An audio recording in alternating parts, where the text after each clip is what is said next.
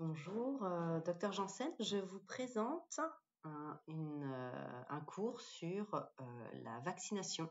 Je suis infectiologue à l'hôpital d'Annecy et je travaille également pour la Société française d'infectiologie dans un groupe sur la vaccination et plus particulièrement sur la vaccination des immunodéprimés. Il s'agit ici d'une diapositive juste pour vous faire part de mes liens d'intérêt avec parfois la participation à des boards d'experts pour certains laboratoires et puis je fais également des cours dans pour d'autres groupements de cours sur la vaccination. Je voulais revenir, avant de commencer le cours proprement parlé sur la vaccination en elle-même, sur la dernière slide qui concerne le programme national d'amélioration de la vaccination, de la politique vaccinale française. On a longuement parlé sur le cours concernant le programme et la politique vaccinale de celle de l'Organisation mondiale de la santé. Il faut savoir qu'elle se décline donc, cette stratégie et ces pratiques mondiales de la vaccination systématique sur une vision, une stratégie, des principes, des objectifs qui sont finalement redéclinés au niveau national. Et donc, vous voyez que le dernier programme d'amélioration de la politique vaccinale date de 2012-2017, avec énormément de projets, de textes de loi qui en découlent encore aujourd'hui, avec différents axes. Il y a 5 axes. Celui de la simplification du calendrier et de l'accès aux données du carnet de vaccination. On va revenir d'ailleurs sur cette question pendant tout un cours. Celui de la facilitation de l'accès à la vaccination en s'appuyant sur les ARS, celui de l'incitation à la vaccination, vous en ferez partie, des incitateurs à la vaccination, puisque ça fera partie d'un de vos rôles, celui de l'amélioration du suivi et de l'évaluation de la politique vaccinale, vous en ferez également partie, puisqu'on verra en participant au remplissage des données vaccinales, vous participerez à l'évaluation de la politique vaccinale. Et enfin, le dernier axe, c'est le fait de conforter le continuum recherche fondamentale et publique et la transformation industrielle sur les vaccins pour favoriser la recherche aussi en sciences humaines et tous ces éléments pour pouvoir bien sûr améliorer les situations vaccinales actuelles, mieux comprendre pour mieux pratiquer. Pourquoi se concentrer sur cet outil de prévention? Tout simplement parce que c'est particulièrement efficace. Chaque année, on sauve encore 2 millions de vies grâce au vaccin. La vaccination, ça permet bien sûr d'éradiquer des maladies. On sait que la variole a été éradiquée, que la diphtérie est non pas éradiquée, mais il y a très peu de cas, que la poliomyélite est en passe d'être éradiquée depuis 88. On a un effort majeur qui est fait autour de la poliomyélite et on a de rares cas maintenant sur les différents pays du globe. Qu'il y a une baisse de 73% des cas de rougeole, même si malheureusement on a encore vu des décès en nombre au niveau mondial et principalement chez les tout petits dans les pays à faible niveau de revenu, mais on a quand même une vraie efficacité du vaccin, donc on doit promouvoir cette vaccination, qu'on a une vraie diminution du nombre de cas en France des oreillons, avec un passage de 900 à 6 cas pour 100 000 habitants, entre 1986 et 2017, et que pour les cas de coqueluche, on a une diminution drastique du nombre de cas depuis l'avènement de la vaccination, avec finalement une très belle efficacité également grâce à ce vaccin. Donc il faut maintenir une bonne couverture vaccinale, un taux élevé de personnes vaccinées au sein de la population, afin d'éviter les maladies infectieuses. Concernant la vaccination, donc ce cours va se centrer sur l'immunité, sur les principes de vaccination, sur l'acte vaccinal, sur les bénéfices en santé de cet acte. Bien entendu, vous le savez et nous l'avons vu, les recommandations vaccinales font que la Haute Autorité de Santé, le Comité technique des vaccinations de la Haute Autorité de Santé, a proposé au ministère de la Santé des recommandations. Et c'est sur ces recommandations que nous appliquerons le calendrier vaccinal. Et celui-ci est mis à jour tous les ans avec une généralisation de la vaccination, un ciblage des populations à risque, une adaptation des schémas vaccinaux en fonction de l'âge de la vaccination, du nombre de doses et de la périodicité des rappels.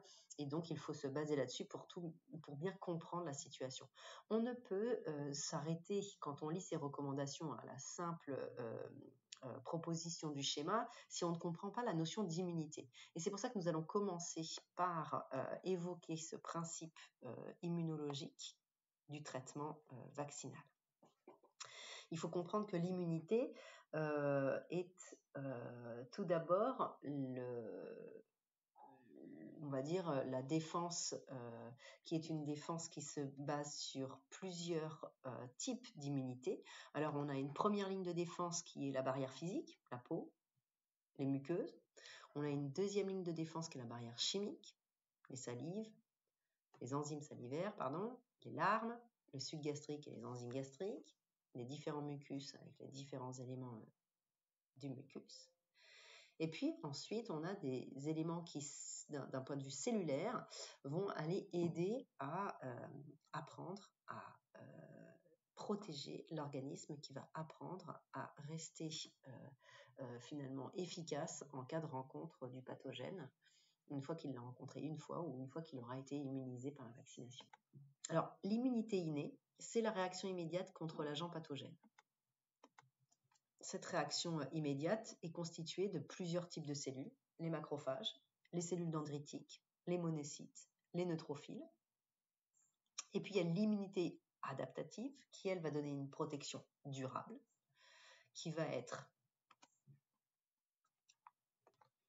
donc en fait, cette immunité innée constituée des cellules types qui sont les macrophages, les cellules dendritiques, les monocytes, les neutrophiles, est associée à l'immunité adaptative avec cette protection durable qui fait appel à des processus qui débutent dans les tissus lymphoïdes, les ganglions, la rate, et qui va donner une immunité d'abord humorale, activant les lymphocytes B en plasmocytes, qui permet de produire des anticorps et des lymphocytes B mémoire.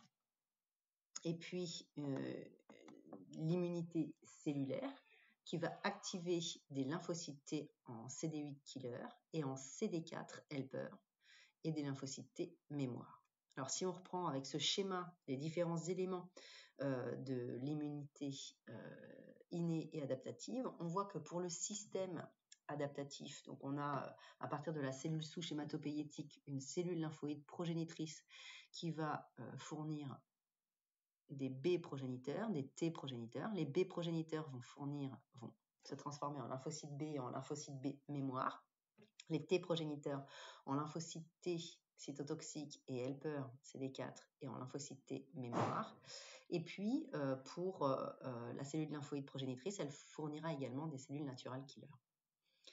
On a pour la partie innée de l'immunité, cette même cellule souche hématopoïétique qui va produire des cellules myéloïdes progénitrices qui, elles, seront à l'origine de la production des neutrophiles, des mastocytes, des monocytes, des macrophages, des cellules dendritiques, des basophiles et des éosinophiles. Voilà un bon rappel de base sur l'immunité, on va dire, qui sera ici, même si c'est assez superficiel comme reprise, puisque vous le savez, il y a la notion de cytokine, d'interféron pathway et d'autres récepteurs qui vont jouer un rôle majeur dans l'immunité. En tout cas, c'est un rappel sur la base de l'immunité que va utiliser le vaccin. L'immunité naturelle a un timing dans le temps, puisqu'on sait qu'il y a une intensité de réponse à la production d'anticorps et de lymphocytes qui varie dans le temps et en fonction du moment où on rencontre le pathogène ou où on a une première injection de vaccin. Alors reprenons d'abord l'immunité naturelle. On voit que l'évolution du taux plasmatique d'anticorps spécifiques lors de la réponse primaire et lors de la réponse secondaire est un peu différente. Lors de le premier contact avec le pathogène, on a donc une prolifération des différents lymphocytes T et B spécifiques de l'agent infectieux. On a également une différenciation avec une sélection clonale de ceux-ci. La production de plasmocytes et de lymphocytes T et B mémoire, de plasmocytes mémoire.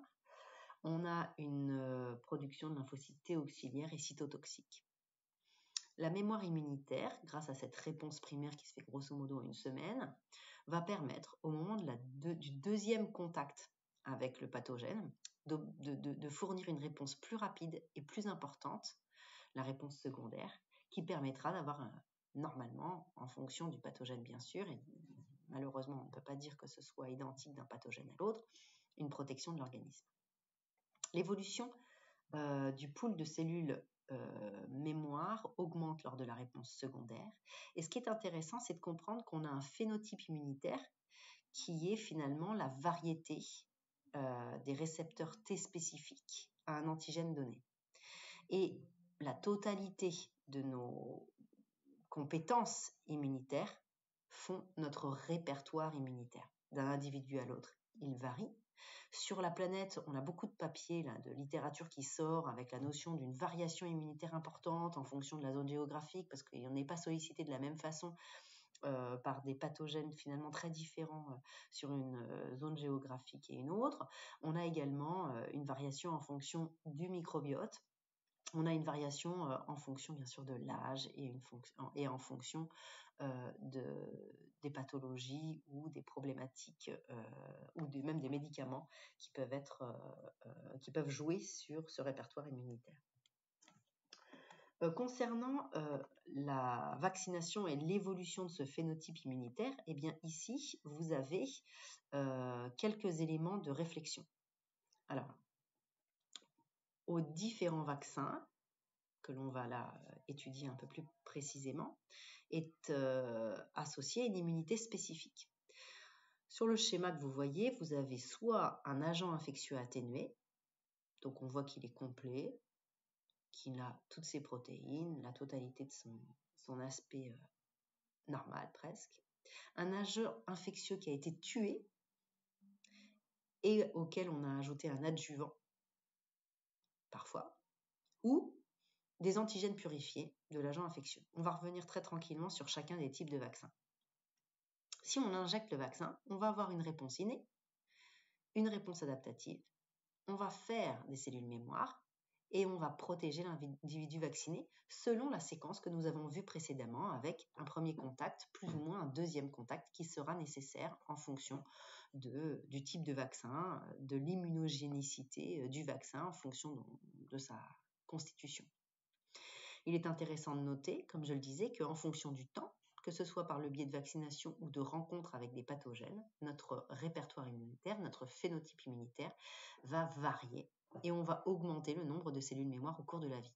Alors, ce n'est pas tout à fait exact puisque l'on sait qu'il y a ce qu'on appelle l'immunosénescence qui fait qu'on a une fragilité immune parce qu'on perd un peu de spécificité. On perd en fait de la richesse en termes de répertoire immunitaire en vieillissant.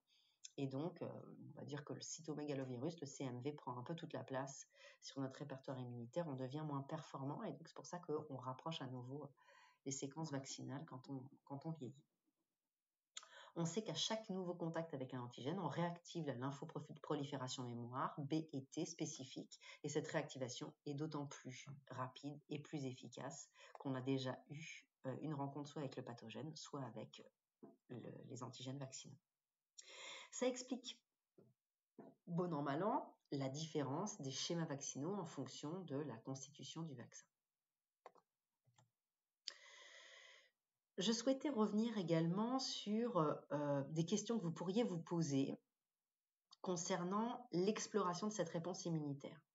Beaucoup d'entre vous pourraient penser qu'une sérologie suffit pour analyser la réponse immunitaire, pour se dire il a des anticorps donc il est protégé. Alors malheureusement ce n'est pas vrai. C'est-à-dire que là, sur cette diapositive, vous avez les différents éléments qui vous permettent de réfléchir à la façon dont on explore la réponse immunitaire. On a des éléments sur les anticorps, donc ça ce sont les sérologies, mais la sérologie ne va pas nous permettre d'avoir une bonne... on va avoir une vision quantitative du nombre d'anticorps, mais on n'a pas une vision spécifique. C'est-à-dire que la sérologie va vous donner un taux d'anticorps globaux, mais ça ne va pas être forcément l'anticorps le plus performant qui sera présenté en quantité parmi ces anticorps globaux. De même, nous n'aurons pas toute la finesse en termes donc de fonctionnalité et de spécificité de reconnaissance du pathogène. Pour ce qu'il est des cellules immunitaires, c'est-à-dire pour l'immunité innée, On aura la possibilité de faire des analyses par séquençage avec du phénotypage. On va pouvoir analyser les différents types de cellules, la quantité de cellules. On pourra les stimuler en fonction de tel ou tel pathogène et on verra ce qu'elles produisent, comme interféron par exemple, comme cytokine intracellulaire.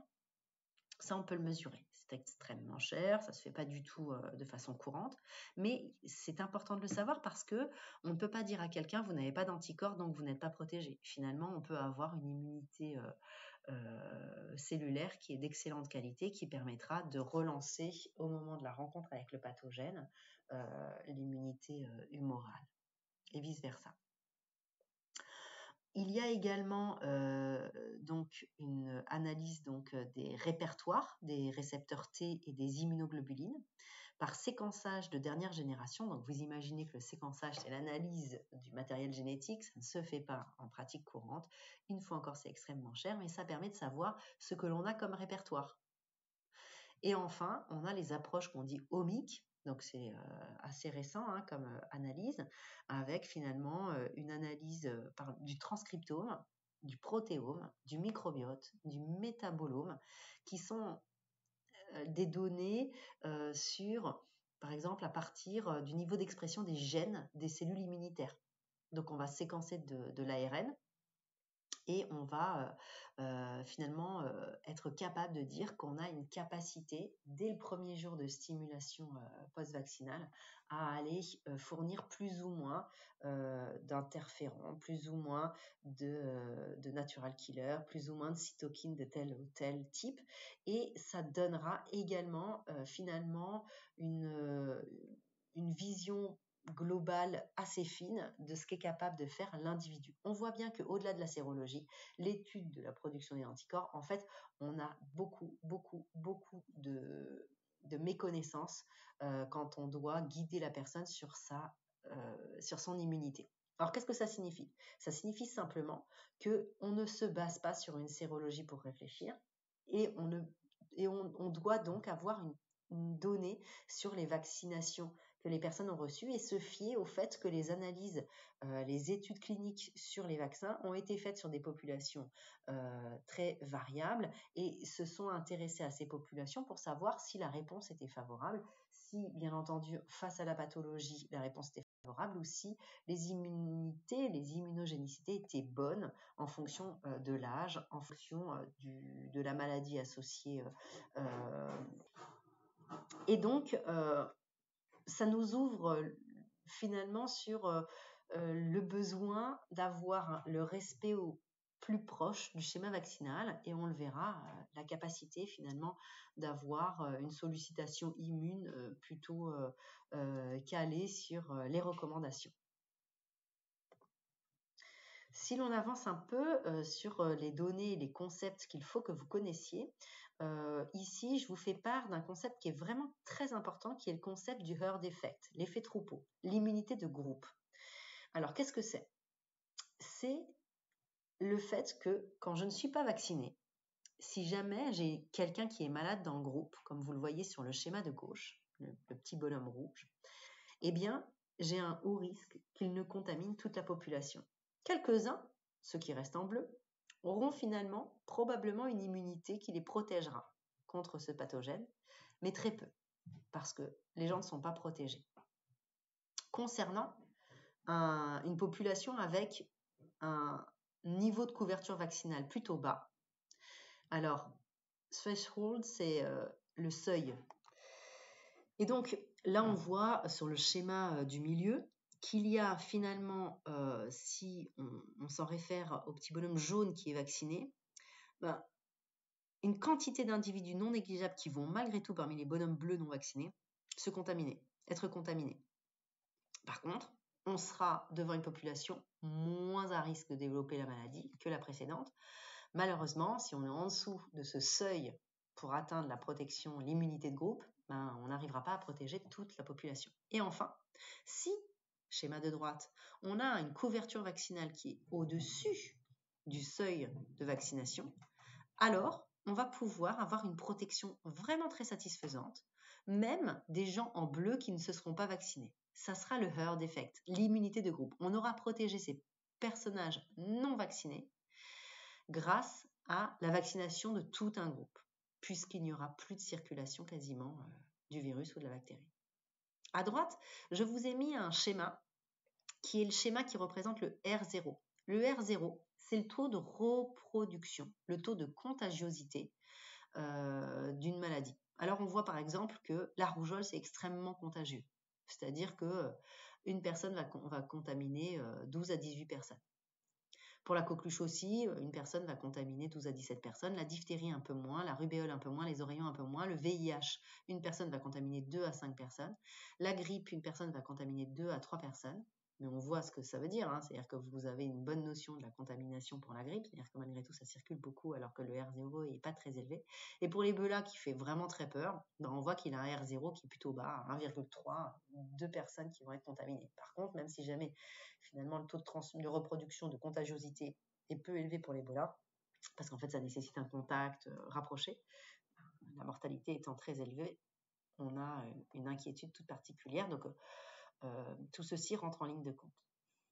Donc il faut bien comprendre la notion d'immunité de groupe qui dépend de seuils. Ces seuils dépendent du taux de reproduction, de contagiosité. Pour chaque pathogène, ce taux est différent. Et donc, on va avoir des seuils vaccinaux qui seront très différents en fonction du pathogène et qui nécessiteront aussi de prendre en compte l'efficacité vaccinale. C'est-à-dire que tout ça, ça rentre en ligne de compte. Si jamais j'ai un vaccin extrêmement efficace, je pourrais protéger plus de monde parce que ça va vraiment pas beaucoup circuler. Si j'ai un vaccin qui est moyennement efficace, ça va diminuer la circulation, mais j'ai intérêt à vacciner plus de monde.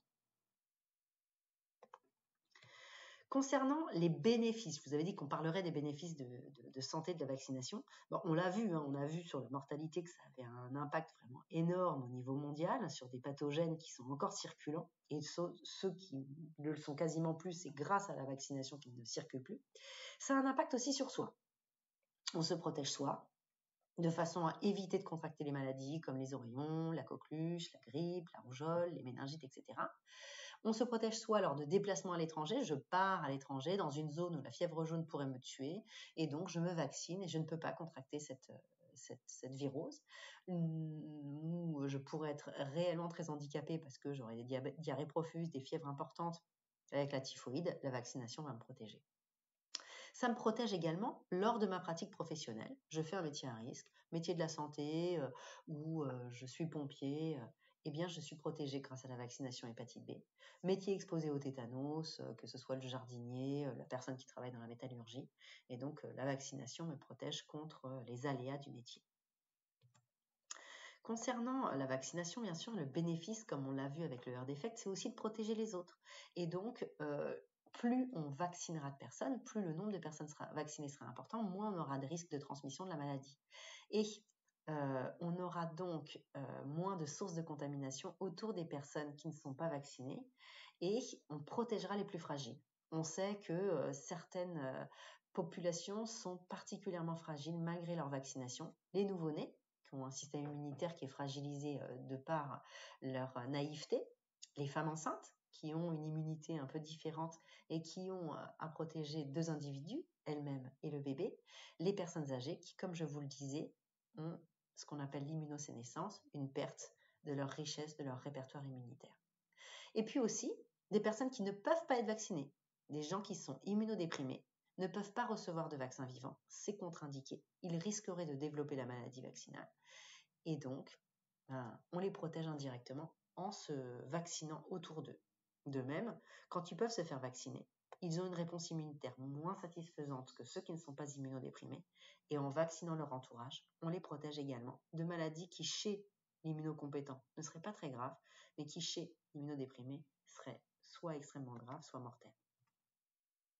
Alors, il faut avoir conscience, encore un principe qui me paraît important que vous ayez en tête, de la complexité de la fabrication d'un vaccin et du fait que quand vous allez finalement utiliser ces molécules, il faut comprendre qu'il y a une certaine préciosité puisque un vaccin, ça se fait finalement probablement pas très lentement, mais en fait, il y a un nombre de contrôles tellement important que le temps passé est essentiellement, pour la fabrication du vaccin, est essentiellement dédié au contrôle.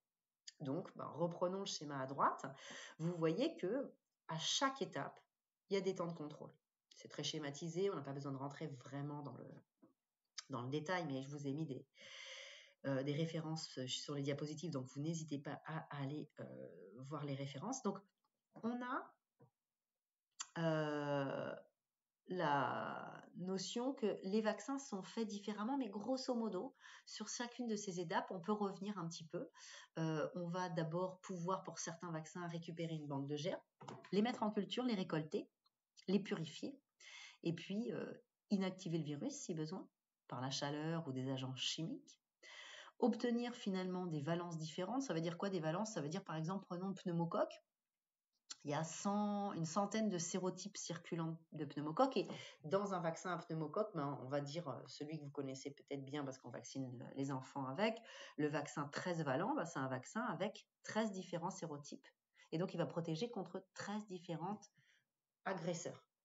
Et donc on voit bien qu'on doit obtenir des valences en fonction des protéines qu'il y a sur la surface de la capsule du pneumocoque et ensuite les associer.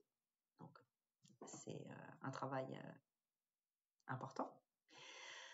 Et puis après, bien entendu, parfois, certains vaccins, on le reverra, nécessitent une adjuvantation parce qu'avec simplement les composants jusqu'alors associés, on n'aurait pas une réaction immunitaire suffisante. En fait, notre système immunitaire ne serait pas assez intéressé par ce qui est injecté dans le muscle pour pouvoir déclencher une immunité protectrice. On va donc ajouter un adjuvant. Parfois, on aura besoin d'un stabilisant ou d'un conservateur pour que le vaccin reste stérile, reste utilisable au moins sur un an. Et ensuite, la pratique du mélange se fait dans des conditions bien particulières. On répartit, on lyophilise, et puis on conditionne et on expédie.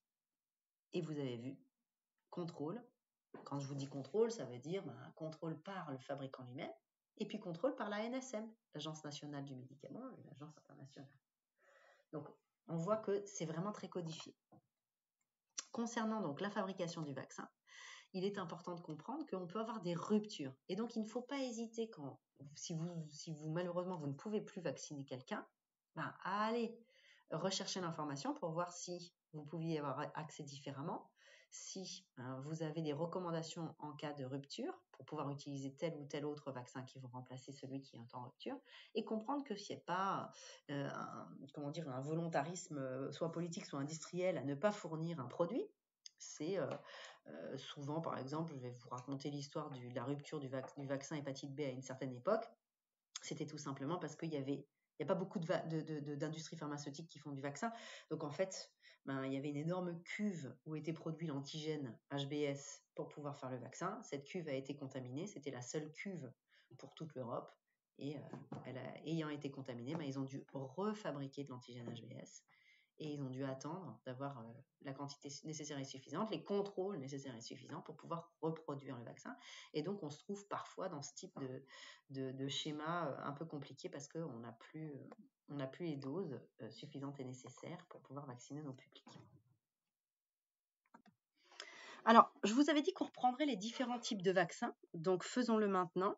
Alors, on a le vaccin bactérien vivant, on a les vaccins viraux vivants, on a des vaccins viraux inertes, des vaccins bactériens inertes, des vaccins qui ont été obtenus par recombinaison génétique, des vaccins ARN, que vous connaissez particulièrement bien parce qu'on en a beaucoup parlé sur une période où on avait beaucoup de temps pour s'y intéresser, et des vaccins à vecteur viral. On va les reprendre posément, de façon à ce que vous ayez une bonne notion de ceci. Vous savez que dans les recommandations aujourd'hui, hormis les vaccins viraux vivants, vous avez quasiment accès à la vaccination et vous avez la possibilité de proposer quasiment toutes les vaccinations aux usagers. Alors, concentrons-nous là sur les vaccins vivants atténués. Donc, les vaccins vivants atténués, ce sont des vaccins qui contiennent le microbe en entier, sous forme atténuée. Un virus, dengue, fièvre jaune, rougeole, oreillon, rubéole, rotavirus, poliomyélite, varicelle, zona ou une bactérie, BCG. À partir du moment où on parle de forme atténuée, on comprend qu'on a réduit sa capacité à se multiplier, mais qu'il a encore la possibilité de le faire si jamais on est immunodéprimé, si on est sous traitement immunosuppresseur, si on n'a pas la capacité à éviter que cette persistance, on va dire, de capacité ne se réactive. C'est la méthode la plus efficace de vaccination et qui demande le plus de précautions. Il mime l'immunité naturelle, c'est pour ça que c'est la plus efficace. Ça déclenche une réponse immunitaire forte, prolongée, et en général, après 1 ou 2 doses, on n'a pas besoin de rappel. L'inconvénient principal, c'est qu'on ne peut pas l'administrer aux personnes immunodéprimées. Donc en fait, il faut les repérer. Alors par exemple, vous avez comme vaccination aujourd'hui, depuis 2016, je crois ne pas dire de bêtises, l'Organisation mondiale de la santé qui a validé le fait que la fièvre jaune ne nécessitait pas plus d'une injection dans la vie. On est un tout petit peu prudent quand il y a une vraie épidémie de fièvre jaune connue, qu'on sait qu'il y a une circulation du virus. On peut revacciner au moins 1 fois à 10 ans. Et puis quand on a été vacciné alors qu'on était enceinte, ce qui n'est pas recommandé, je vous rappelle, alors qu'on a eu une chimiothérapie entre le vaccin et le moment où on repart, ou quand on a vacciné chez l'enfant petit qui n'avait pas une capacité immune très mature, à ce moment-là, on peut aussi avoir une indication de revaccination dans la vie. Alors, ça ne va pas vous arriver, vous n'allez pas l'utiliser puisque ce ne sont pas des vaccins que vous utiliserez, mais c'est bien de pouvoir les repérer, parce que quand on ne peut pas utiliser un vaccin, c'est bien de savoir quels sont ceux qu'on ne doit pas utiliser. J'aimerais aussi revenir sur le fait que certains d'entre vous seraient frustrés de ne pas pouvoir les utiliser. Il y a déjà beaucoup de travail, rien qu'avec les autres vaccins, donc ce n'est pas un vrai souci. Les vaccins entiers inactivés. Donc les vaccins entiers inactivés, ça veut dire qu'ils contiennent le microbe en entier, mais sous forme inactivée. Le microbe est mort. Il est incapable de se multiplier, il ne pourra donc jamais provoquer une maladie, il est mort. Les vaccins entiers inactivés sont moins efficaces que les vaccins vivants atténués, mais ça veut dire quoi? Ça veut dire qu'ils vont nécessiter souvent plusieurs doses ou des rappels. Le principal avantage de les utiliser, c'est d'induire très peu d'effets secondaires, même chez les personnes immunodéprimées. Alors, quels sont ces vaccins? Reprenons-les tranquillement. Il y a le vaccin viral entier, encéphalite japonaise, encéphalite attique, grippe, hépatite A, poliomyélite, rage. Il y a le vaccin bactérien entier, choléra, leptospirose. On va aborder les vaccins sous-unitaires, donc pas entiers, et ça va concerner l'hépatite B, le papillomavirus, qui est un peu particulier, qui est un pseudo-like particule, donc en fait qui mime la reconstruction d'un virus en entier, mais qui n'est que protéique. Et puis des vaccins sous-unitaires utilisant des toxines inactivées, diphtérie, tétanos, méningocoque, pneumocoque, typhoïde, et puis coqueluche acellulaire et méningocoque B. Donc passons donc à cette fameuse diapositive des vaccins protéiques. Donc là, le schéma est assez clair, je crois. Donc vous avez des vaccins qui sont purifiés, qui ne contiennent qu'un ou plusieurs fragments du microbe, et donc qui ne contiennent pas la totalité de cet agent pathogène. Et ce vaccin donc ne peut bien entendu pas provoquer la maladie. Les vaccins contiennent donc les éléments qui ont été repérés scientifiquement comme suffisants et nécessaires à la reconnaissance par le système immunitaire pour une bonne protection. D'ailleurs, le vaccin grippe est notifié comme entier là sur la cible virale, ça a été le cas longtemps, mais après, aujourd'hui, on a pas mal, vous le savez, de vaccins qui sont maintenant plus du tout entiers, puisque vous avez l'association des différentes protéines avec les protéines de la grippe A, les protéines de la grippe B qui font qu'on a des vaccins quadrivalents et qui sont les hémagglutinines, les neuraminidase, qui sont ces zones de la surface virale contre lesquelles le système immunitaire va pouvoir se concentrer pour pouvoir fabriquer une immunité, qu'elle soit humorale ou cellulaire, de qualité. Donc, les vaccins purifiés protéiques contiennent des éléments du microbe qui vont permettre une reconnaissance par le système immunitaire pour une bonne protection. L'avantage de ces vaccins, c'est de stimuler le système immunitaire de manière très ciblée. Leur tolérance est très bonne. Et par contre, les rappels sont souvent nécessaires. Toujours des défauts associés aux qualités. Les vaccins conjugués sont des vaccins qui vont contenir différents sucres complexes, la membrane, les polysaccharides, les sucres de la capsule, donc je vous parlais par exemple du pneumocoque, capsule du microbe, ces sucres vont être fixés, ces polysaccharides vont être fixés à une protéine de transport qui va être mieux reconnue par le système immunitaire et donc qui va permettre là où il y avait des vaccins purement polysaccharidiques, sans protéines, qui avaient malheureusement qui n'entraînaient pas d'immunité mémoire. Donc en gros, qui n'entraînait qu'une immunité humorale, ce qui n'était pas satisfaisant pour la protection au long cours. Donc, même si pour le vaccin conjugué, il faut plusieurs injections pour obtenir une immunité satisfaisante, que celle-ci ne dure parfois que quelques années, donc il faut relancer l'immunité, elle est quand même de meilleure qualité que si on avait mis simplement les polysaccharides. Concernant les vaccins par vecteur, alors on les a essentiellement évoqués au moment du Covid. Donc en fait, le vecteur, c'est un morceau important du microbe qui est inséré dans un virus, dans une bactérie qui ne provoquera pas la maladie chez l'humain. Alors bon, quand on dit morceau important, en fait, c'est un morceau génétique. Hein, ce sont souvent soit des ADN, soit des ARN qui sont enchâssés dans un vecteur viral. Et adénovirus, Chadox, ou des virus simiens. Donc qui vont, ces vecteurs, ces transporteurs, ces petits virus qui sont là pour transporter le matériel génétique de l'agresseur, du pathogène contre lequel on essaye de se protéger, sont choisis parce que ils se multiplient pas ou sinon ils se multiplient peu et ils sont pas agressifs pour l'humain. Ce sont des techniques qui ont déjà fait leurs preuves avec le vaccin contre l'Ebola et contre certains autres traitements contre le cancer, pour aller transporter des gènes spécifiques. Et puis, on a beaucoup entendu parler d'eux avec le vaccin d'AstraZeneca et le vaccin Janssen, Johnson & Johnson, pour ces vaccins adénovirus, et puis aussi le vaccin russe, Sputnik, c'est un vaccin vecteur viral contre le SARS-CoV, contre le Covid. Donc, le code génétique des adénovirus est modifié avec un ADN tronqué pour que le virus ne puisse pas se répliquer dans le corps humain.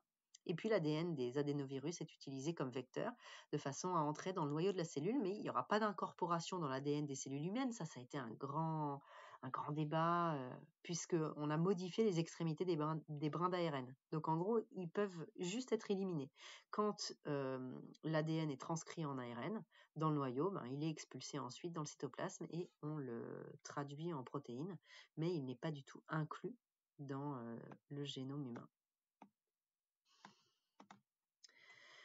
Enfin, les vaccins ARN messagers, donc ceux dont on a le plus entendu parler ces derniers temps, sont des vaccins qui sont fabriqués avec l'insertion d'ARN messagers dans des nanoparticules lipidiques, ces petites billes jaunes là, que vous voyez dans la seringue.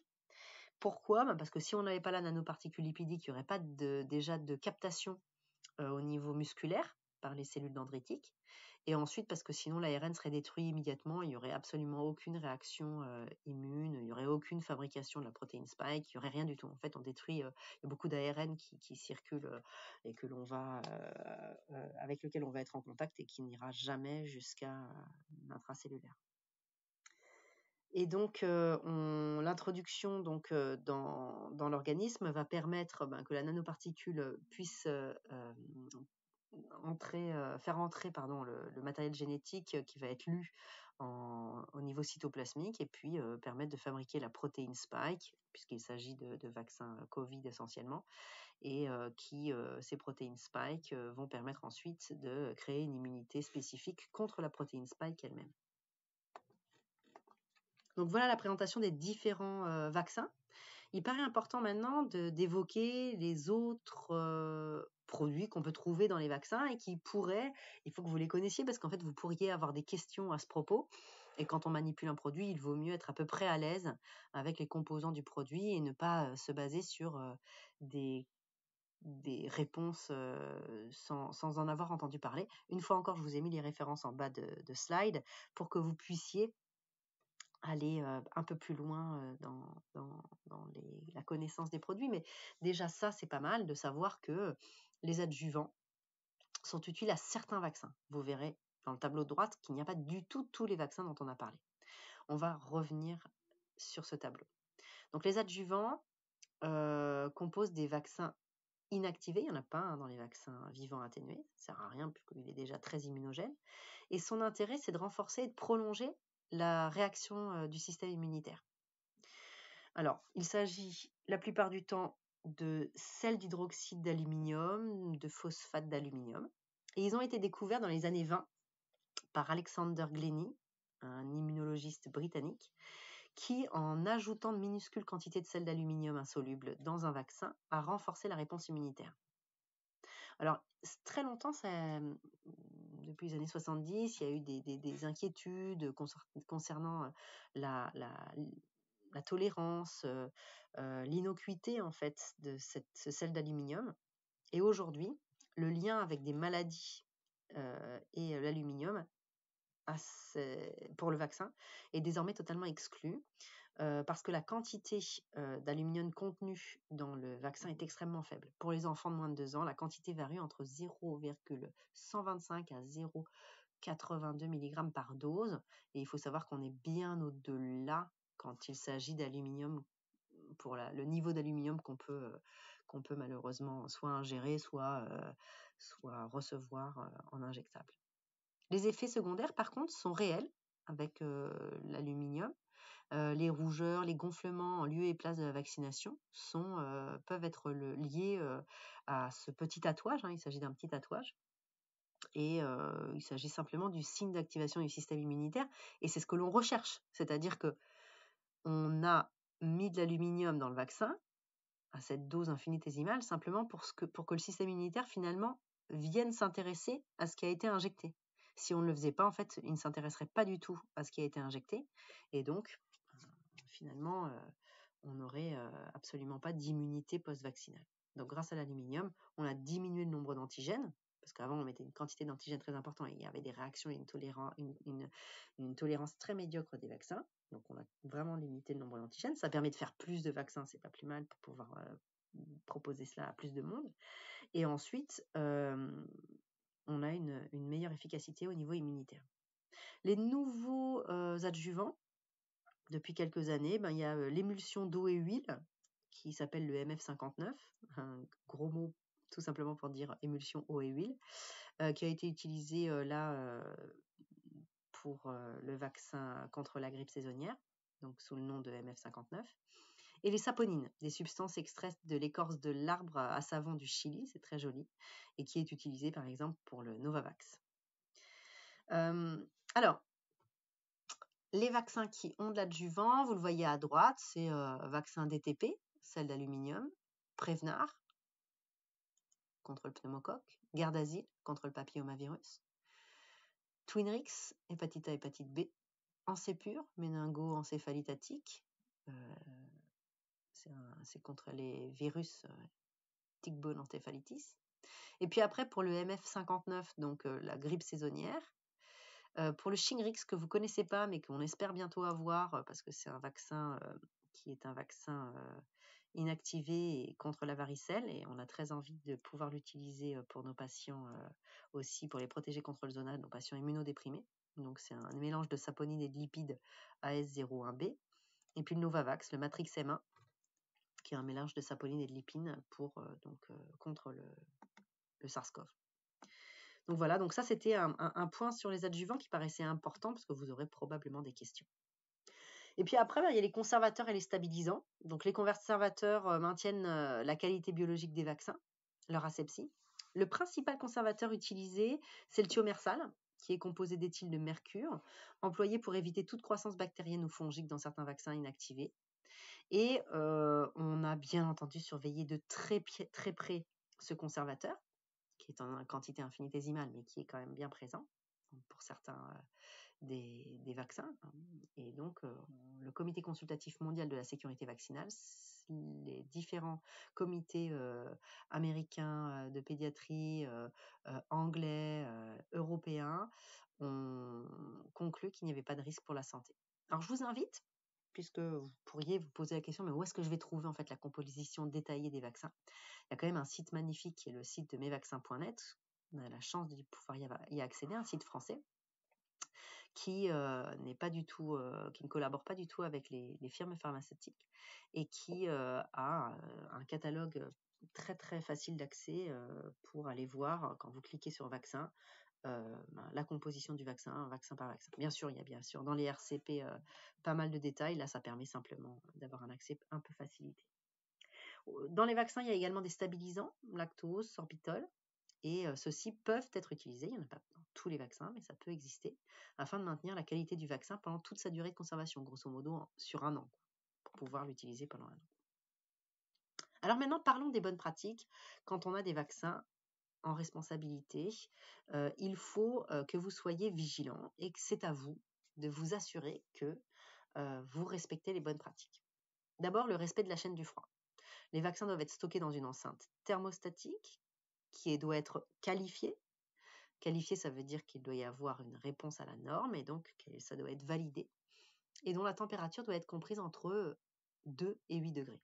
Les vaccins sont à très haut risque quand ils sont congelés de ne plus être efficaces. C'est pas tant la chaleur qui va être à risque de les rendre inefficaces, mais plutôt le fait qu'ils soient congelés. Alors, vous me direz, le vaccin Covid est un vaccin congelé de base, oui, mais il a été fabriqué pour ça, les modalités de décongélation sont très précises, et la plupart des vaccins ne peuvent pas être congelés sans risquer qu'ils soient inefficaces. Alors, il y a une quantité de vaccin qui doit être stockée dans un volume particulièrement connu. Donc, il faut en fait surtout s'assurer qu'il y a une libre circulation de l'air entre les boîtes. Les vaccins ne doivent donc pas être en contact avec les parois de la zone réfrigérée, de l'espace réfrigéré, pour éviter les risques de congélation et ne pas entraver la circulation de l'air. Les emballages, on les élimine de façon à justement permettre que le stockage ne soit réservé que aux produits de santé thermosensibles. Et enfin, quand on remet une pochette au patient en disant, voilà, vous avez un vaccin, faites attention, et vous allez le remettre dès que possible dans un frigo et ne le laissez pas traîner dans votre voiture. Attention, ça peut donner de fausses idées de sécurité aux patients en se disant, mais bon, j'ai vraiment le temps. Il faut quand même leur dire de ne pas traîner, de ne pas le laisser toute la journée dans la voiture, de ne pas le laisser derrière la vitre dans la voiture, sinon tout ça n'a pas de sens. Et vous ne devez jamais reprendre un médicament thermosensible. C'est-à-dire que quelqu'un revient avec le vaccin, dit je ne l'ai pas utilisé, vous pourrez l'utiliser pour quelqu'un d'autre. Malheureusement, vous ne pouvez pas le faire. Vous n'êtes pas sûr que la chaîne du froid a été respectée. Dans les bonnes pratiques, il y a un point vraiment très important qui est le point sur l'interrogatoire. Pourquoi ? Parce qu'en fait, quand on interroge le patient, on sait s'il a des antécédents médicaux qui pourraient contre-indiquer la vaccination. On sait quel traitement il prend. On sait quelle est sa réaction au vaccin précédent qu'il aurait pu recevoir. Donc, on fait un point avec lui sur le fait qu'il est peut-être aujourd'hui dans une situation médicale qui est vraiment trop à risque, avec un sepsis sévère. Ça paraît peu probable que vous n'en rencontriez. C'est-à-dire que c'est pas la petite fièvre, c'est pas la rhinorrhée, c'est pas le rhume, c'est pas la bronchite. Non, j'avais extrêmement mal, mon système immunitaire est déjà très concentré sur autre chose, c'est pas le moment de faire le vaccin. Donc on attend un peu. On attend que le système immunitaire soit disponible. Donc uniquement sepsis sévère, ça va pas vous intéresser vraiment, mais nous, en milieu hospitalier, oui, on y fait attention. Les contre-indications définitives sont rares, mais elles doivent être mentionnées sur le carnet de santé. Immunodépression pour les vaccins vivants atténués, qu'elles soient primaires, liées à la maladie, liées au fait que, par exemple, on est né sans anticorps, sans protéines, sans immunoglobulines, des ICV, des déficits humains communs variables, ou acquises avec des médicaments qui nous immunodépriment. Les femmes enceintes pour les vaccins vivants atténués. Les cas d'allergie sont des questions qu'il faut poser aux patients. Donc, redemander au patient s'il a fait une allergie grave avec l'un des constituants du vaccin. Et en général, il n'y en a pas, il faut être très très clair, mais on peut avoir quelquefois des surprises. Donc, avez-vous déjà fait ce type de vaccin? Avez-vous déjà fait des allergies avec des vaccins? Il ne faut pas être pompeux, hein, je veux dire, comme vous l'avez vécu si vous avez vacciné Covid, on est très rapidement au courant si on a quelqu'un qui est allergique, qui nous le dit tout de suite. Et dans ces cas-là, l'idéal est que l'on ne le vaccine pas, il sera vacciné dans un autre centre, qu'on le dirige vers un centre spécialisé. Quand ce n'est pas le cas et qu'il s'agit de réactions allergiques bénignes, ou en tout cas ce qui peut prendre pour des réactions allergiques bénignes, comme par exemple des lésions cutanées post-vaccinales, à ce moment-là, on le note. Et puis, à vous de choisir. Une fois encore, il y a tellement de gens vaccinés qui n'ont aucun de ces problèmes-là que vous pouvez vous dire, vous l'invitez à aller voir son médecin généraliste, son médecin spécialiste, de façon à ce que ce soit fait avec des précautions particulières, des antihistaminiques et un fractionnement des doses feront l'affaire. On pose la question sur l'allergie aux œufs. Alors vraiment, c'est essentiellement pour le vaccin fièvre jaune que ça va être la vraie allergie aux œufs, à l'ovalbumine.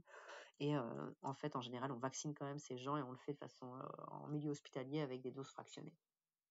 On considère toujours le rapport bénéfice-risque à vacciner et donc on le fera en milieu hospitalier si nécessaire. Voilà, mais la plupart du temps, vous allez vacciner tout le monde. C'est extrêmement rare d'avoir des problèmes qui nous empêchent de vacciner. Il y a beaucoup de fausses contre-indications avec des idées reçues. Alors, j'ai pas le droit, il a un peu de fièvre, mon fils, est-ce que je peux le vacciner? Bien sûr, s'il est inconfortable, si vous avez un enfant qui est vraiment pas bien, ça sert à rien de le vacciner, mais c'est pas une contre-indication à la vaccination. Un asthme, c'est pas une contre-indication à la vaccination. Un eczéma, c'est pas une contre-indication à la vaccination. Juste, on pique pas au milieu de la zone eczématiforme. Les dermatoses chroniques, pareil. Les infections chroniques, ben non, justement. Les cardiaques, les insuffisants respiratoires, les insuffisants hépatiques, les insuffisants rénaux sont des gens qu'il faut justement mieux protéger que les autres. Les atteintes neurologiques d'eux-mêmes, le diabète d'eux-mêmes, la malnutrition. Bien entendu, des gens qui sont malnutris vont avoir un taux de protéines qui est bas, mais en fait, ils sont immunodéprimés de façon relative. Et donc, il faut les protéger contre les infections, la prématurité d'eux-mêmes. Revenons sur certains points très techniques, comme par exemple les voies d'administration. Donc, souvent, les premières fois qu'on vaccine, on est un petit peu inquiet parce qu'on est là, est-ce que je pense bien mon vaccin comme il faut? Alors, en fait, c'est très simple, 90 degrés par rapport à la peau. Quand on va vacciner en intradermique, vous ne le ferez jamais. C'est du BCG, vous ne le ferez jamais. Donc ça, c'est vraiment très spécifique. C'est quasiment uniquement les comités de lutte antituberculeux ou les PMI, quelques médecins généralistes, mais c'est vraiment rare. Quelques pédiatres. On ne vaccine pas en intraveineux. On vaccine quasiment pas en sous-cutané. Les vaccins vivants, vous le verrez, peuvent être recommandés en sous-cutané. Mais quoi qu'il en soit, vous vous vaccinerez toujours en intramusculaire. Donc facile, 90 degrés, perpendiculaire à la peau. Il existe, il faut le savoir, des vaccins oraux, donc qu'on donne par la bouche, comme par exemple les polios. La polio par la bouche, on ne le donne plus, pas du tout en France, donc vous ne le verrez jamais. Et du rotavirus, vaccin vivant qu'on donne aux petits pour éviter les gastroentérites et qui sont plus faciles à donner, bien sûr. Il existe aussi des vaccins qu'on administre par voie nasale, uniquement chez l'enfant. C'est un vaccin vivant qui est un vaccin grippal, antigrippal, qui s'appelle le Fluence Tetra, qui ne marche pas chez l'adulte. Alors, quand vous allez vacciner, préparez-vous. Vous avez une zone spécifique pour la vaccination. Le matériel est prêt, sur une surface propre, une surface dédiée à la vaccination. Qu'est-ce que l'on prépare? On prépare la solution gel hydroalcoolique pour se désinfecter les mains, un antiseptique alcoolique pour l'antisepsie cutanée, des cotons pour la désinfection, une boîte de gants non stériles, avec et sans latex, ça dépend de vous. La notion d'allergie au latex peut venir embêter le patient. Une seringue qui contient le vaccin, ça c'est au moment où vous savez que vous vaccinez, vous prenez le bon vaccin. Un collecteur à objet piquant coupe en tranchant, donc les daceries. Bien entendu, cette zone doit être une zone qui est protégée pour que vous puissiez faire l'interrogatoire en toute discrétion. Et puis, ça doit être une zone où vous pouvez vous poser tranquillement, le patient peut s'installer tranquillement. Ça doit être un moment où on n'est pas ni pressé ni pressurisé par quoi que ce soit autour de soi. Concernant le site d'administration et la préparation, donc, on installe donc le patient confortablement afin que son muscle soit parfaitement détendu. On commence par l'entretien avec les différentes questions que l'on doit poser, on s'installe, tout est parfaitement prêt, on sait quel vaccin on veut lui faire. On vérifie le nom du vaccin et la date de péremption du vaccin avant toute chose, parce que c'est arrivé malheureusement que des vaccins périmés soient injectés. Et ça veut dire qu'on ne peut pas considérer que le vaccin, même si jamais probablement les dates de péremption sont très larges, malheureusement, la loi veut que ce qui est périmé ne fonctionne pas. On repère le site d'injection. Donc la personne s'installe, va enlever son t-shirt. Il faut qu'il soit confortable et que le t-shirt ne tombe pas constamment sur la zone qui doit être propre. Donc, vous repérez votre site d'injection, vous placez 4 doigts en travers du muscle deltoïde, le muscle de l'épaule qui fait le bombé du haut de l'épaule. On positionne le petit doigt sur l'acromion. Vous le voyez sur le dessin, là, ce que c'est que l'acromion. Donc en haut de l'épaule. La zone qui s'articule avec la clavicule.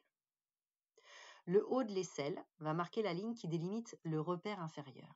Et ça vous permet d'avoir la zone sous ce 4e doigt où vous allez piquer. Si on pique trop haut, on a vu des épaules gelées, c'est-à-dire une infiltration dans le muscle sus-épineux. Et donc, malheureusement, c'est des choses qui peuvent arriver. Mais voilà, mieux vaut piquer vraiment en ayant bien repéré. Petit à petit, ça devient une habitude, mais repérez bien. Si vous avez 2 injections à faire, ce qui peut arriver, nous, ça nous arrive très régulièrement, on doit, sur le même deltoïde, espacer les 2 zones de piqûre par à peu près 2,5 cm. À peu près. Donc en gros, les 2 corps musculaires antérieurs et postérieurs, c'est très bien. Pourquoi est-ce que vous auriez 2 injections à faire sur le même bras ? Parce que quelqu'un, par exemple, a eu un curage ganglionnaire sur un cancer du sein en contralatéral, parce que la personne n'est pas confortable si on la pique du côté où elle va écrire, voilà. Ou parce que vous allez vacciner avec 4 vaccins. On se désinfecte les mains, donc soit solution hydroalcoolique, soit lavage à l'eau et au savon, puis solution hydroalcoolique. On désinfecte le site d'injection à l'aide du tampon imprégné d'antiseptique et on laisse sécher 30 secondes. Alors ces 30 secondes, en fait, vous pouvez, puisque vous savez que vous allez vacciner, préparer le patient et désinfecter et puis discuter ensuite avec lui sur les différents points que nous avons abordés précédemment. On retire le capuchon de l'aiguille, puis on tend légèrement la peau autour du site d'injection à l'aide de la main qui n'est pas dominante, celle qui ne va pas injecter. On tient la seringue entre le pouce et l'index et on introduit rapidement l'aiguille. Rentrer lentement l'aiguille n'a pas d'intérêt, c'est un peu le moment douloureux, avec un angle de 90 degrés. Les gens ne sentent rien si jamais vous faites ce qu'il faut pour qu'ils ne soient pas concentrés sur la piqûre. Et donc on va jusqu'à 1 cm de l'aiguille qui va rester dehors. On n'effectue pas d'aspiration. On injecte la totalité du vaccin dans le bras et on retire l'aiguille rapidement en conservant l'angle d'insertion, les 90 degrés. On relâche la peau tendue ou étirée par la main dominante et on élimine tout de suite l'aiguille dans le collecteur d'Asri. On applique une légère pression à l'aide d'une compresse stérile, mais on ne masse pas. Et si le patient est anticoagulé, on injecte très lentement le vaccin, comme ça il n'y a pas la pression qui crée l'hématome, et on comprime très doucement, mais plus longtemps, 2 à 3 minutes. Si on comprime fort, on va faire un hématome, et si on injecte rapidement, on va faire un hématome. Vous me direz, mais moi j'avais entendu qu'on injectait en sous-cutané. En fait, on ne le recommande pas parce qu'on sait que, par exemple, pour stimuler les cellules dendritiques, il faut que ce soit en intramusculaire, l'injection. Donc en fait, mieux vaut faire les choses doucement, injecter lentement et comprimer doucement, que de faire finalement un geste qui va être aussi probablement à risque de ne pas être efficace. Bien sûr, on applique un sparadrap et puis on complète le carnet de vaccination, par défaut la feuille administrative. On met sur ces données, on le reverra en détail, la date, l'étiquette du vaccin, le numéro de lot, le tampon du centre de vaccination, vous, votre signature, votre nom. Et puis, on dirige le patient vers la salle d'attente post-vaccin, on essaie d'organiser ça et on lui demande de patienter 15 minutes post-vaccin. Ça, c'est vraiment l'idéal puisque, on le reverra, il peut y avoir des réactions indésirables sur ces 15 à 30 minutes qui suivent. On se désinfecte à nouveau les mains et on peut passer au patient suivant. Petit secret, il faut être soi-même détendu pour que ça se passe bien. Il faut être dédié entièrement à l'acte vaccinal. Il ne faut pas entendre le téléphone qui sonne, se dire non. Il faut être totalement dédié à l'acte vaccinal et il faut utiliser ce qu'on appelle, en tout cas moi je vous le conseille, l'hypnose conversationnelle. Vous faites parler le patient. Au moment où vous préparez votre vaccin, c'est long en fait, ça peut être long. Eh ben, vous préparez votre vaccin, vous mettez les choses en place. Tout ça, c'est angoissant pour le patient. Il y a des gens qui sont angoissés par les injections. Celui qui dit qu'il ne l'est pas, il peut l'être. Bon. Et donc, vous le faites parler sur ce qu'il fait, vous vous intéressez à lui et vous le prévenez quand vous allez injecter. Donc, voilà, je vais vous piquer, pas que vous allez injecter, mais je vais vous piquer. Enfin, vous le prévenez, mais vous ne l'interrompez pas. Vous continuez à le faire parler. Et l'hypnose conversationnelle fait qu'il ne sent quasiment pas l'introduction de l'aiguille, il ne sent même pas le produit. Alors, il y en a qui ont du mal à se concentrer là-dessus, mais la plupart du temps, ça permet d'éviter les effets, par exemple, vagaux, de malaise vagal post-vaccinal. Alors, je vous prie de m'excuser, j'ai mis la diapo en double. Alors, quelques petits rappels. La seringue pré-remplie, elle contient un piston qu'il ne faut pas toucher, parce que c'est ce qui va passer à l'intérieur de votre seringue. La base du piston, c'est la seule partie où vous touchez. Il y a le corps de pompe qu'on manipule souvent pour mettre la seringue quand elle n'est pas déjà enchâssée dedans. Et puis on a une aiguille stérile, on ne touche pas l'aiguille puisque sinon on a un risque d'infection sur la zone où on a injecté.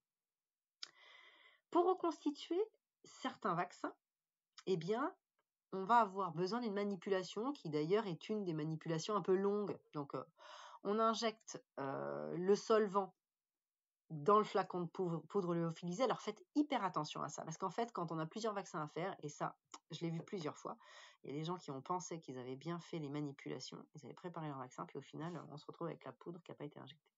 Donc on rappelle le patient, on dit, je suis désolé, je ne vous ai pas injecté le vaccin, je vous ai injecté que le solvant.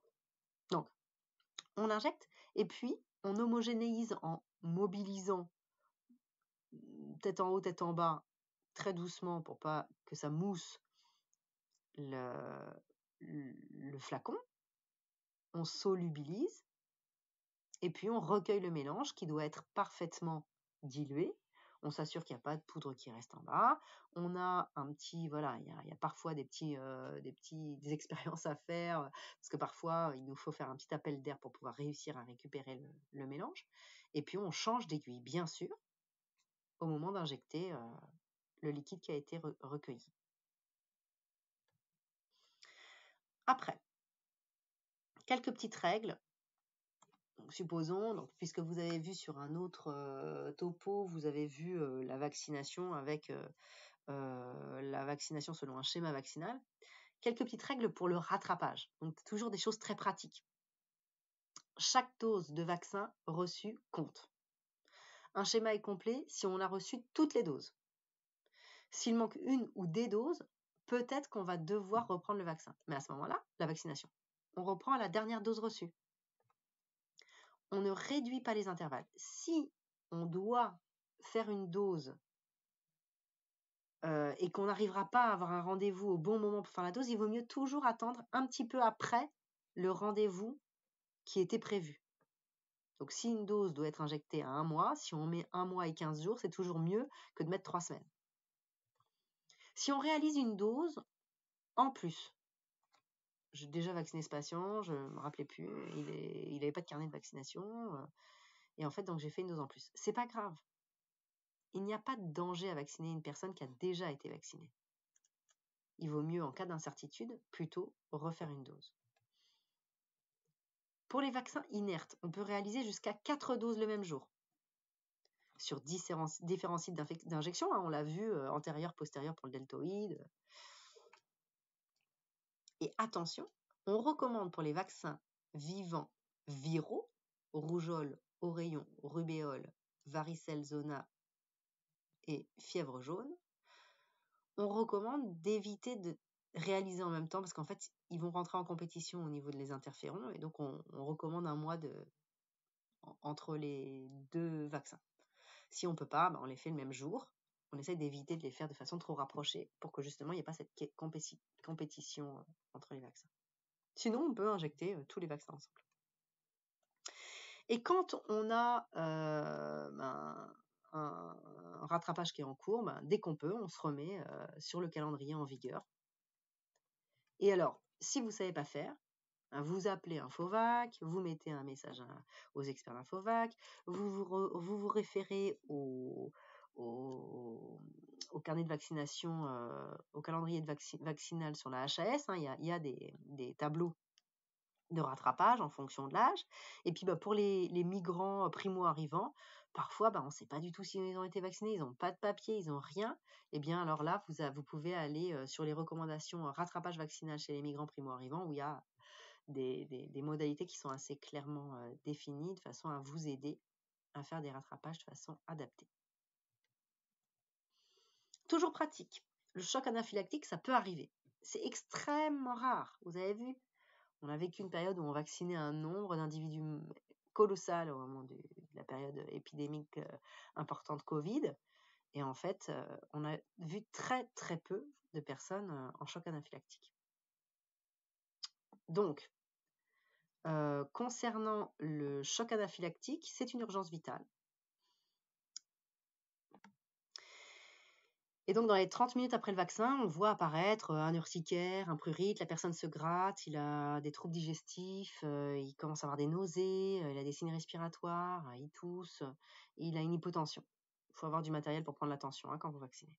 Bien sûr, il ne faut pas confondre avec un malaise vagal où il va suer, il va sentir arriver le malaise et il n'aura pas tout le reste, l'éruption, les troubles digestifs, les syndromes respiratoires. Tout de suite, on met le patient en PLS. On rétablit la perméabilité des voies respiratoires si nécessaire, si jamais il a vomi. On appelle le 15. On pratique 0,5 mg d'adrénaline en intramusculaire, même à travers les vêtements, sur le muscle de la face antérolatérale de la cuisse. Donc il faut toujours avoir un dispositif auto-injecteur d'adrénaline dans sa trousse d'urgence à disposition là où on va vacciner, ou en tout cas pas loin de l'endroit où la personne va attendre. Et puis on réévalue régulièrement puisqu'on peut réinjecter 5 à 15 minutes après la première injection. Concernant la pharmacovigilance, puisqu'on est dans la vigilance, toutes les personnes qui pratiquent la vaccination, qui pratiquent des injections, ont l'obligation de signaler tout effet indésirable suspecté d'être dû à un médicament ou à un produit au centre régional de pharmacovigilance dont il dépend. Et ce depuis 2017. Ils peuvent le signaler en quelques clics en passant par le site signalement-santé.gouv.fr. Donc tous les effets indésirables sont colligés, les incidents, les risques d'incidents liés à des produits de santé. Ça permet en fait d'être particulièrement vigilant et de faire des retours si besoin. Les vaccins, c'est comme tous ces produits, ils doivent être déclarés. Alors attention, c'est quoi un événement indésirable ? Il ne faut pas confondre l'événement indésirable et l'effet secondaire. Un événement indésirable, c'est un événement qui n'était pas souhaité et qui est survenu après un soin sans qu'il n'y ait eu de lien entre l'événement lui-même et le soin. Donc, ça veut dire que je traverse la route après m'être fait vacciner et et un vélo me rentre dedans. Événement non souhaité, arrivé après le soin, ça n'a rien à voir avec la vaccination et pourtant, cet événement est arrivé après la vaccination. Événement indésirable. Et je me retrouve hospitalisée. Événement indésirable grave, il va entraîner le décès. Je me fais rentrer dedans par une voiture. Ça n'a rien à voir avec le vaccin et pourtant, c'est arrivé. Ça met en jeu le pronostic vital. Ça met en jeu le pronostic, on va dire la morbimortalité, c'est-à-dire morbidité, c'est-à-dire il y aura des séquelles. Pronostic fonctionnel. Et l'effet secondaire, c'est un effet qui n'est pas souhaité, mais qui a un lien avec le soin. Et donc, il y a un lien de cause qui a été établi. Donc, la causalité, elle a été démontrée. Et donc, ça, c'est un effet secondaire. J'ai de la fièvre, j'ai des douleurs articulaires, j'ai des douleurs musculaires, j'ai des ganglions. C'est la plupart des effets secondaires que l'on observe. Mais il peut y avoir des effets secondaires plus sévères. Et certains ont été très bien décrits par la littérature. Il est important d'évoquer les choses sans détour avec le patient quand il se pose des questions. Et il faut aussi le prévenir. Je vais vous vacciner, donc probablement, pas sûr, mais probablement vous aurez de la fièvre, des douleurs articulaires et musculaires. Prenez un paracétamol ce soir. Il faut répondre à ces questions, il faut rester rassurant. La plupart du temps, les vaccins qui ont été vraiment très, très, très contrôlés sont tout à fait toléré de façon satisfaisante. Innocuité impérative puisque c'est un traitement préventif. Donc l'idée, c'est que la plupart des traitements préventifs ne soient soient parfaitement tolérés. Il existe une pharmacovigilance spécifique qu'on appelle vaccinovigilance pour surveiller rigoureusement l'apparition des effets indésirables et des réactions secondaires après la commercialisation d'un vaccin. Donc, on a les données et il ne faut pas hésiter à aller sur le site de l'Agence nationale du médicament, ANSM, pour pouvoir, si jamais on a des interrogations et que la personne ne sait pas, dire écoutez, je vous rappelle, je vais m'assurer de ça, mais non, a priori, il n'y a pas de lien, ou oui, j'ai vu qu'il y avait un lien. Le système immunitaire, il faut le dire, est capable de faire face à de nombreuses stimulations. Et souvent, les parents sont inquiets parce qu'en fait, il y a 11 valences contre lesquelles on va vacciner leur enfant. Mais l'enfant, il est stimulé tous les jours par bien plus de 11 stimuli au quotidien. Et notre système immunitaire, il est fabriqué pour ça. Donc les antigènes apportés par les vaccins représentent une infime part de ceux contre lesquels l'organisme se défend chaque jour. Donc rassurez les gens sur le fait que leur capacité, leur système immunitaire, il va plutôt être stimulé, amélioré, on va améliorer le répertoire, on va améliorer finalement la connaissance antigénique et on va mieux se protéger et c'est une excellente chose d'un point de vue immunitaire. Autre point très pratico-pratique, prévoir qu'il peut y avoir des accidents d'exposition au sang sur votre lieu de travail, puisque vous manipulez une aiguille et que vous injectez un produit à quelqu'un. Donc c'est quoi un accident d'exposition au sang? C'est un contact avec du sang, un liquide biologique.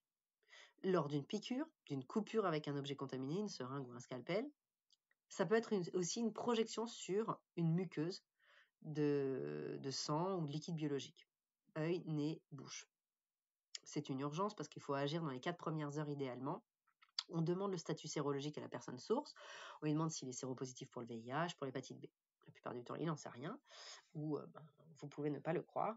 Mais bon, ça vaut le coup donc de voir avec lui s'il est d'accord. Si vous êtes blessé, c'est rarissime quand on vaccine. Mais en vous piquant avec le vaccin avec lequel vous avez vacciné le patient. Et donc, il n'y a que pour le VIH qu'il y a besoin d'être extrêmement bien préparé à faire dans les 4 heures qui suivent le geste une déclaration auprès des urgences ou du médecin du travail pour pouvoir débuter un traitement post-exposition. Il ne faut pas oublier la déclaration d'accident de travail. Et puis qu'on fasse bien sûr un nettoyage immédiat de la zone cutanée lésée à l'eau et au savon, que l'on rince bien, on ne fait pas saigner. On désinfecte pendant au moins 5 minutes avec un dérivé chloré, le Daquin ou l'eau de Javel à 2,6, et puis on peut le mettre à défaut dans de la bétadine. S'il y a une projection sur les muqueuses, bien sûr, rien de tout ça, on rince abondamment au sérum physiologique au moins 5 minutes. Et on demande un suivi médical ou biologique au plus vite. Très sincèrement, ça n'arrivera pas, mais c'est important d'avoir mis en place votre procédure avant de commencer à vacciner dans votre établissement. Je vais revenir maintenant sur quelques points plus généraux maintenant que nous avons fait le point sur des choses extrêmement pratiques. Tout d'abord, vous rappelez que finalement, les recommandations vaccinales que vous avez pu voir avec ma consoeur sont simples. Et pourtant, elles sont mal appliquées. Il faut se concentrer sur la proposition. Très fréquemment, le vaccin n'est pas proposé. Et vous le verrez, on va prendre quelques temps pour parler de l'entretien motivationnel sur la discussion avec le patient, qui peut être hésitant. Donc, en population générale, le niveau de couverture vaccinale grippe n'est pas bon. C'est un des vaccins pour lequel il y a une hésitation qui est la plus importante, à cause de son efficacité qui est relativement mauvaise, mais malgré tout qui est le meilleur moyen d'éviter la grippe, c'est-à-dire qu'on n'en a pas trouvé d'autre. Pour diphtérie, tétanos, polio, les gens, ils se rappellent pas. Ils se rappellent pas qu'il faut se faire vacciner. Les femmes enceintes, elles savent pas qu'il faut se faire vacciner pendant la grossesse. Les personnes qui ont plus de 65 ans savent pas qu'il faut rapprocher les doses. Elles ont oublié, elles n'ont pas leur carnet, elles savent plus s'il faut se faire vacciner. Et donc, il faut ne pas hésiter à proposer. Le Zona, personne n'y pense et pourtant, c'est un vaccin qui permet d'éviter la perte d'autonomie des personnes âgées. Donc en fait, c'est un vaccin qui est vraiment fait pour du confort pour la population des plus âgés. Concernant les populations fragiles, il ne faut pas oublier de proposer pour tous les insuffisants rénaux, cardiaques, pulmonaires, des vaccins comme le pneumocoque et la mise à jour des différentes valences autres, de façon à ce qu'elles ne puissent pas, finalement, compliquer leur pathologie de fond, décompenser leur pathologie de fond, parce qu'elles feront des infections qui peuvent être évitées grâce au vaccin. Ne pas oublier, également pour les populations fragiles, de proposer de vacciner leur entourage. Et l'entourage, ça peut être assez vaste, parce que finalement, ne vacciner que la famille, c'est un peu dommage quand on voit beaucoup d'amis. Ça peut être aussi les amis qu'il faut vacciner. Ne pas oublier, si vous savez que la personne en face de vous est nourrice, de lui proposer une vaccination contre la grippe, contre le Covid, de façon à protéger l'enfant. Et si jamais elle n'est pas protégée contre la varicelle, de lui proposer de voir son médecin traitant pour évoquer une sérologie et une vaccination varicelle. Les vaccinations également en prévision de l'immunodépression sont intéressantes. Quelqu'un va bientôt être immunodéprimé. Il faut savoir le vacciner contre les différents pathogènes qu'il pourrait rencontrer et pour lequel, s'il est vacciné, il pourra développer une immunité satisfaisante avant que l'immunodépression ne soit malheureusement mise en place par le biais d'un traitement ou d'une chimiothérapie. Donc il faut bien connaître les personnes que l'on vaccine et bien discuter avec elles pour pouvoir leur proposer le mieux possible la vaccination la plus adaptée pour eux. Il va y avoir de nouveaux... Alors, les nouvelles plateformes, là, ce que vous voyez, c'est les nouvelles technologies. Donc, il va y avoir de nouveaux vaccins qui vont sortir et on va espérer que ça va améliorer des pronostics de nombreuses pathologies. On sait qu'il y a beaucoup de recherches qui sont faites, par exemple, pour que l'on évite d'avoir des infections à staphylocoque doré méthylrésistant, à entérobactéries BLSE, ça veut dire productrices de bêta-lactamase à spectre élargi, donc qui ne sont pas sensibles à beaucoup d'antibiotiques, pseudomonas qu'on a du mal également à traiter, et tuberculose. Donc, plus on va réussir à développer de nouveaux vaccins qui permettront de protéger contre ces affections, moins on devra les traiter en curatif et moins ça embolisera les hôpitaux, les services de soins, mais également ça ne tuera d'individus ou ça ne grèvera leur pronostic. Les populations à risque voient aussi l'intérêt de nouveaux vaccins pour qu'on facilite, par exemple, si on fait un vaccin Covid-grippe associé avec une seule seringue, ben forcément les gens seront plus à l'aise que de faire 2 injections. C'est toujours plus confortable un seul et unique vaccin, même si jamais ça peut protéger contre différents virus. Le pneumocoque est sorti, ça y est, le vaccin antipneumococcique, un vaccin qui va remplacer 2 vaccins. Donc on attend en fait le prix pour pouvoir utiliser les vaccins conjugués 20 valents pour les adultes, mais ils vont maintenant pouvoir être vaccinés avec un seul vaccin au lieu d'être vaccinés par d'abord le Prevnar 13 puis le Pneumovax. Tant qu'il n'est pas sorti, il faut vacciner avec les vaccins qu'on a. Ça, c'est hyper important. C'est vraiment une règle. Vacciner avec les vaccins que vous avez. Le Clostridium difficile, qui est une des bactéries qui grève aujourd'hui pas mal les suites d'hospitalisation de patients ou de prise d'antibiotiques de patients. Et puis des vaccins contre des pathogènes qui semblent responsables du développement de certains cancers, Epstein-Barr virus pour les hémopathies et l'Helicobacter pylori pour certaines pathologies cancéreuses, néoplasies digestives. Donc tout ça, ce sont les futurs vaccins que nous attendons et que nous espérons voir changer la donne en termes de pronostic et surtout de niveau de vie pour nos patients. Une chose à savoir, c'est que le volontarisme est indispensable en vaccination. Qu'est-ce que ça veut dire ? En fait, il a été démontré que pour ceux, par exemple, qui ont des maladies chroniques, donc qui sont à haut risque de décompenser celles-ci, les diabétiques, les personnes avec un cancer, les personnes avec des maladies cardiovasculaires, les personnes avec des bronchites chroniques, les insuffisants rénaux, et j'en passe, ils sont très nombreux, c'est 12% de la population adulte. Et plus notre population va vieillir, et plus on va en avoir. Et pourtant, ils ne sont pas bien vaccinés. Alors, regardez l'évolution de la couverture vaccinale. Elle évolue. Ça va mieux entre 2016-2017 et 2020-2021. On voit que les moins de 65 ans avec ces pathologies sont passés de 29% de couverture vaccinale à 39%. mais on est quand même loin du compte. L'idée, c'est qu'on s'approche du 100%. Les 65 ans et plus sont passés de 50% à 60%. Donc ça évolue, mais vraiment trop lentement.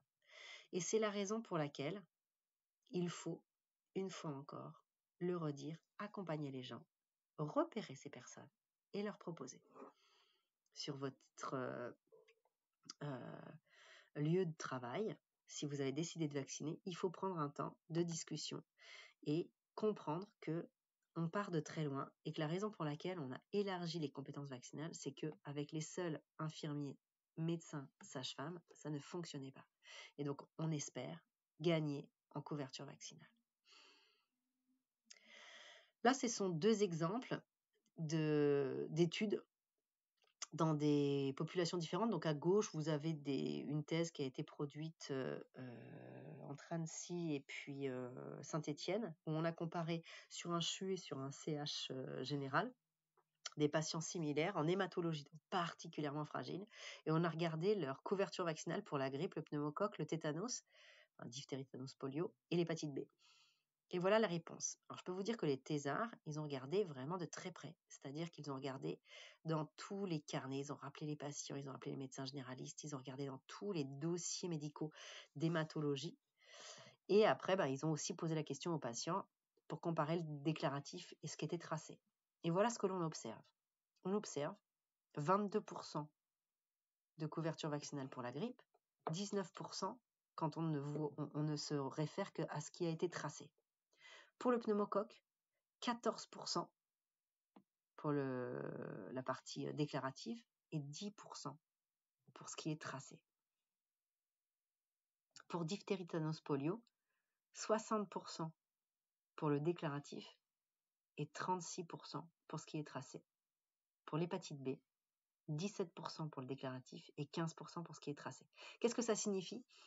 Ça veut dire plusieurs choses. Ça veut dire qu'on est mauvais en vaccination et qu'on ne couvre pas bien ces gens. C'est des gens qui voient beaucoup de médecins de ville ou médecins à l'hôpital pour leur hémopathie, et qui pourtant ne se voient pas proposer la vaccination. Alors, la thèse interrogeait les médecins et les patients pour savoir pourquoi ils n'étaient pas vaccinés. Et la réponse, c'est que ça ne leur est pas proposé, que le médecin spécialiste, qu'il voit plus que le médecin généraliste au moment de leur prise en charge pour leur maladie hématologique, se disait j'ai pas le temps de faire ça avec lui. En fait, moi, je m'occupe de la chimiothérapie, etc. Donc, ce n'est pas le problème de quelqu'un d'autre de vacciner, c'est toujours le problème du médecin ou du soignant qui est en face du patient. Donc, si vous êtes face à un patient, le problème vous concerne et il faut lui proposer la vaccination. Faire le point avec lui. De même, on voit autre chose sur cette diapositive et c'est pour ça que le prochain topo que je vous fais, qui est sur la traçabilité, est vraiment important, c'est qu'on a une traçabilité qui n'est pas bonne. Alors, par exemple, le tétanos, c'est ce qui est le plus édifiant. On voit 60% versus 36% entre le déclaratif. Alors, bien sûr, il y a le biais de mémoire, les gens savent plus s'ils ont été vaccinés ou pas, mais c'est pas tracé. Et c'est probablement quelque chose qu'il faut vraiment travailler, qui va nous permettre aussi d'améliorer notre niveau de couverture vaccinale. À droite, là, ça s'intéresse aux patients immunodéprimés dans toutes les spécialités. Donc, pourquoi est-ce que ces données qui finalement vous intéressent peu, parce que vous n'allez pas vacciner les immunodéprimés, c'est juste pour vous dire que des gens qui sont immunodéprimés, donc qui voient énormément le système de santé, ne sont pas bien vaccinés. Donc, ce n'est pas parce que beaucoup de gens vont passer devant vous que vous allez améliorer notablement la couverture vaccinale. Il faut proposer, c'est un réel effort, et il faut travailler en bonne intelligence avec tous les collaborateurs que vous avez qui entourent ce patient. Les médecins, les pharmaciens, les infirmiers, les sages-femmes.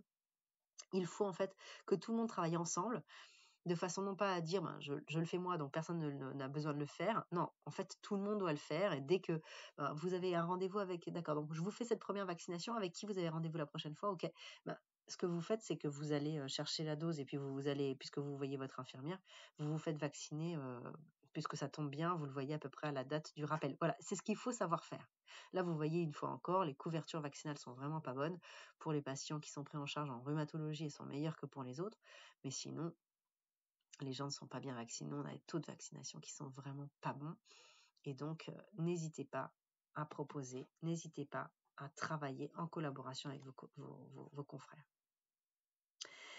Organiser un parcours vaccinal simple. Alors, il y avait un joli papier là que je vous cite dans Nature Immunology et qui dit, ben ouais, c'est extrêmement compliqué. Un vaccin, ça ne fonctionne que si on l'utilise.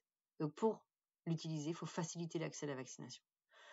Les patients âgés, ils ont du mal à aller faire plusieurs rendez-vous d'affilée. Les personnes avec des affections chroniques, ils ont déjà plein de rendez-vous. Donc, en fait, il faut simplifier les parcours. Diminuer le nombre d'acteurs médicaux et faire moins d'étapes. Donner plus de chances de succès à chaque étape. Avant, la personne venait pour une visite. On lui prescrivait le vaccin. Il devait aller en pharmacie. On lui délivrait le vaccin. Il devait trouver un vaccinateur. Donc, aller à un autre rendez-vous. Là, l'idée, c'est que moins on a d'étapes et plus on est sûr que la vaccination, elle est faite. C'est vraiment l'objet de l'extension des compétences. Alors, pour synthétiser, quels sont les freins et les leviers pour améliorer la couverture vaccinale? C'est simple, mais ça nécessite de passer un cap. 1, il faut améliorer l'outil de traçabilité commun. Le carnet de vaccination électronique, on y croit beaucoup. Il faut l'utiliser, il faut le déployer.